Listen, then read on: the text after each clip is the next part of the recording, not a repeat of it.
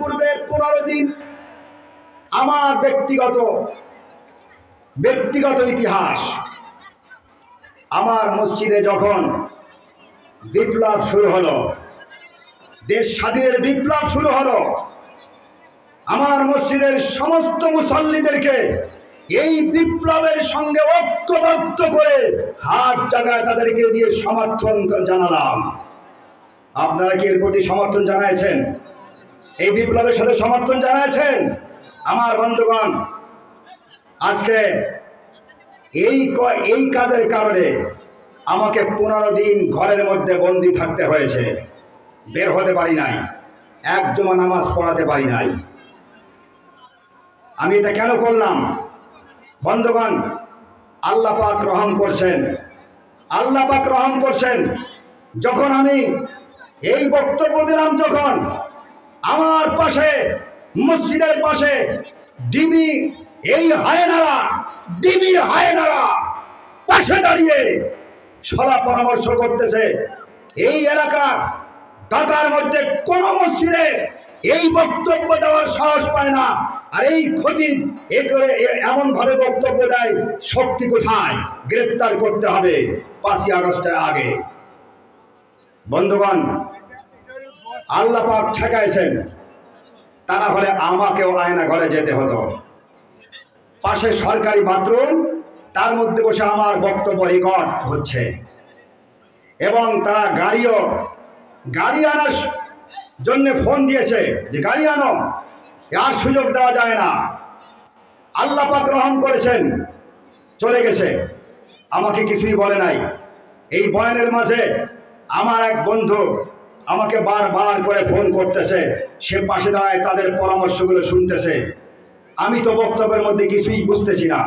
বন্ধুগণ, বারবার করে ফোন দিয়ে আমাকে বলতে চাচ্ছে যে আপনি বক্তব্যের ধারা ঘুরায় দেন, আপনাকে অ্যারেস্ট করার পরিকল্পনা চলতেছে।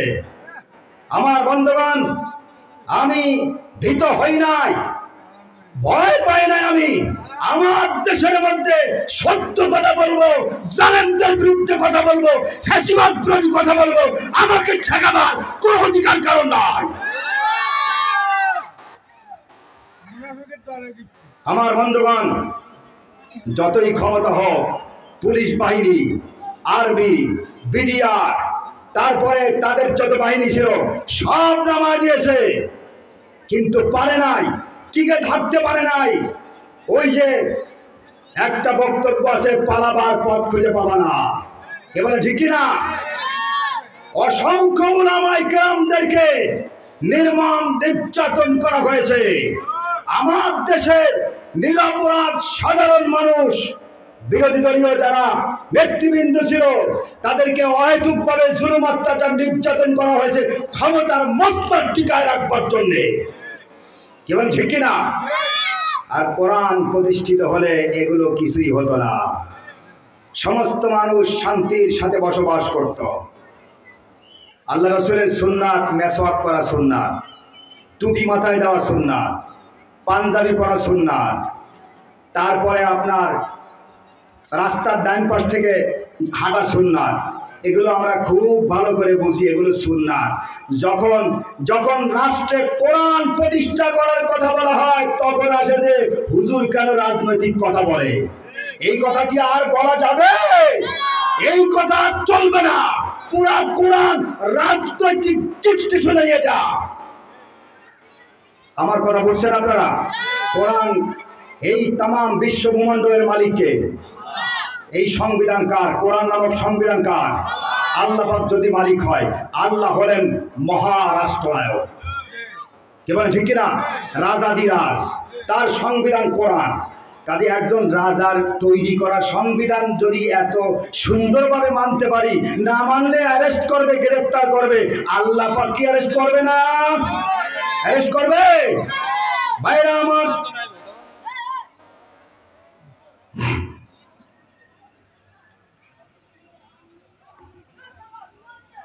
আল্লাহ পাক রব্বুল আলামিন কোরআন দিলেন, মানুষের ভাগ্যের পরিবর্তনের জন্য কোরআন দিলেন, কিন্তু আমরা বুঝি নাই এই কোরআন যে দিয়েছেন মানুষের কল্যাণের জন্য, সমাজের কল্যাণের জন্য, জাতির মুক্তির জন্য আল্লাহ রাব্বুল আলামিন কোরআন প্রেরণ করেছেন, আজও পর্যন্ত আমরা বুঝতে পারি না। যদি বুঝতাম তাহলে আমাদের প্রত্যেকের ঘরের প্রত্যেক সদস্য কোরআনের তেলাওয়াতকারী হতো, কোরআনের ব্যাখ্যা দেখনেওয়ালা হতো, পড়নেওয়ালা হতো, আর কোন মানুষের আমাদের সমাজের মধ্যে কোনো ধরনের বিশৃঙ্খলা থাকতো না।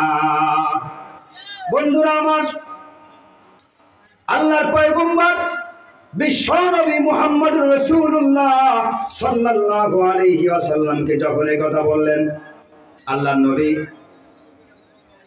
নির্দ্বিধায় কালেমার দাওয়াত দিতেছেন। অত সময় পর্যন্ত কাফেররা ক্ষিপ্ত হয় নাই, যত সময় পর্যন্ত আল্লাহ নবী শুধু কালেমার দাওয়াত দিয়েছেন। তারপরে যখন কালেমার দাওয়াতের সঙ্গে অ্যাটাচ করেছেন, মূর্তির বিরোধিতার কথা বলেছেন, এক মাবুদ দাবি করতে বলেছেন, এক মাবুদের প্রতি দীক্ষিত হতে বলেছেন, তখনই সমাজের মানুষরা ক্ষিপ্ত হয়ে গেল যে মুহাম্মদ যে নতুন পরিকল্পনা হাতে নিয়েছে, এই নতুন পরিকল্পনা যদি বাস্তবায়ন হয়ে যায় তাহলে আমাদের মাতবাড়ি সর্দারিয়ার নেতৃত্ব কিছুই থাকবে না, সব ধুলার সঙ্গে মিশে যাবে। এই ভয় ছিল তাদের মধ্যে। আমার বন্ধুগণ, এখনো পর্যন্ত একটি মানুষ, এক গোষ্ঠী মানুষ, কিছু সংখ্যক মানুষ এরকম আছে যারা চায় কোরআন যদি প্রতিষ্ঠিত হয়ে যায়, সংসদ থেকে পরিবার পর্যন্ত কোরআন প্রতিষ্ঠিত হয়ে গেলে আমাদের মাতবাড়ি সর্দারিয়ার নেতৃত্ব থাকবে না। কিন্তু আসলে কি এরকম? আসলে এরকম নাকি কোরআন প্রতিষ্ঠিত হলে যে স্তরের সম্মানের অধিকারী তাকে সেই স্তরের সম্মান দেওয়া হবে, কাউকে অপমান করা হবে না, কারোর সম্মান নষ্ট করা হবে না, কোন পরিবারের যুবতী মেয়েকে ধর্ষণ করা হবে না। কি বলে ঠিক কিনা? স্কুলে যায়, কলেজে যায়, বাবা মা দুশ্চিন্তাগ্রস্ত, বোরকা পরে স্কুলে কলেজে যাবে, তারপরে নেকাব পরে স্কুল কলেজে যাবে, সেইটা পারতেছে না। অথচ মুসলমান সমাজের মেয়ে, মুসলমান পরিবারের মেয়ে সেইটা পারতেছে না, সেই স্বাধীনতা নাই।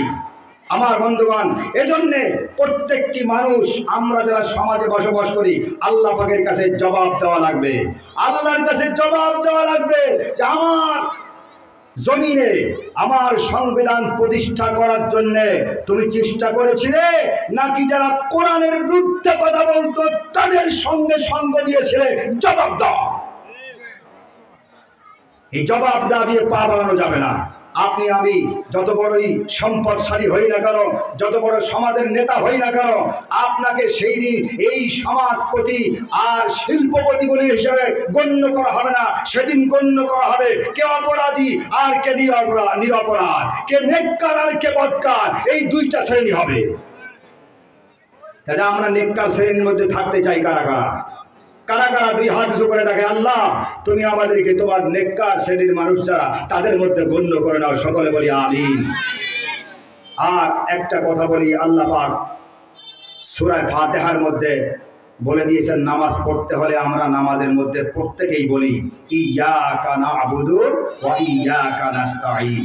সময় আমার শেষ, যার জন্য এই একটা কথা আপনারা মাথায় ঢোকান, একটা কথা মাথায় ঢোকান। আমরা নামাজের মধ্যে বলি ইয়াকা না'বুদু, আল্লাহ তোমারই ইবাদত করি, তোমার ইবাদত করি, এটা নয়, তোমার ইবাদত করি, আর কারো না। ইবাদত মানে, ইবাদত অর্থ কি? তোমার যত হুকুমত আছে, যত আদেশ আছে, যত নিষেধ আছে, সবগুলো মেনে নিলাম, তোমার হুকুমতের সামনে সারেন্ডার করলাম। আমার কোনো ব্যক্তিত্ব নাই, আমার সমাজের কোনো রীতিনীতি আমি মানব না।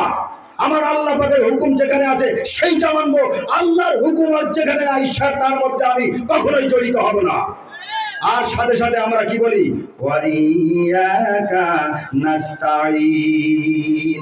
আরে আল্লাহর বিধান মানতে গিয়ে যখন কোনো বাধা আসবে, যখন আক্রমণ আসবে, জুলুম আসবে, নির্যাতন আসবে, তখন আল্লাহর কাছে আগেই বলে রাখছি, আল্লাহ তোমার কাছেই সাহায্য চাই। কি বলেন ঠিক কিনা? ইবাদত করবো কার? কার হুকুম মানবো আমরা? আল্লাহর সংবিধান কোরআন মানব। এই বাংলাদেশে অন্য কোনো কোরআন ছাড়া কোনো সংবিধান চলবে না, চলবে না, চলবে না। আল্লাহ তাআলা আমাদেরকে আমল করার, কোরআনী সংবিধান সমাজে বাস্তবায়ন করার, রাষ্ট্রে বাস্তবায়ন করার তৌফিক দান করুক। আমিন। ওয়া আখিরু দাওয়ানা আলহামদুলিল্লাহি রাব্বিল আলামিন।